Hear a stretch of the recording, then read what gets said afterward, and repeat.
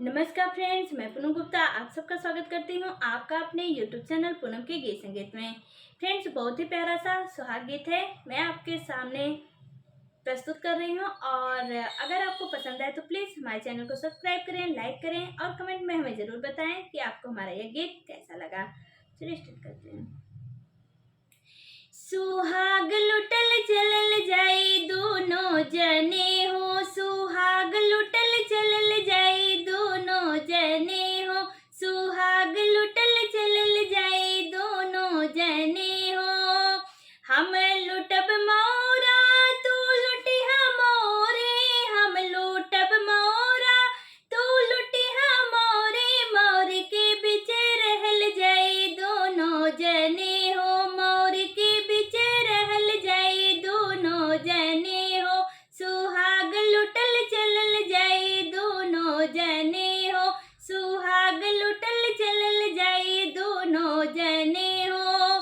हम लुटब हरेवा तू लुटिहा सिकड़ी, हम लुटब हरेवा तू लुटिहा सिकड़ी, सिकड़ी के बीच रहल जाई दोनों जने हो, सिकड़ी के बीच रहल जाई दोनों जने हो। सुहाग लुटल चलल जाई दोनों जने हो, सुहाग लुटल चलल जाई दोनों जने हो। हम लुटब चूड़िया तू लुटिहा कंगना, हम लुटब चूड़िया तू लुटिहा कंगना, कंगना के बीच रहल जाई दोनों जने हो, चूड़ियों के बीच रहल जाई दोनों जने हो।